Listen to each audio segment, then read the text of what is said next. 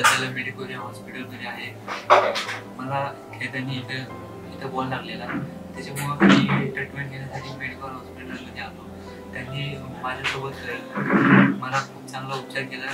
सुरुवातीला त्यांनी माझा BP चेक केला आणि BP चेक करून मला सलाईन दिली. त्यानंतर ते बोलले तुम्हाला 1 दिवसासाठी ॲडमिट करावं लागेल आणि त्यांची इथली सुविधा पाहून मला खूप आनंद वाटला. मेडिकलमध्ये चांगलं वातावरण होतं आणि डॉक्टर हरीश नाईक यांची ट्रीटमेंट खूप चांगली होती.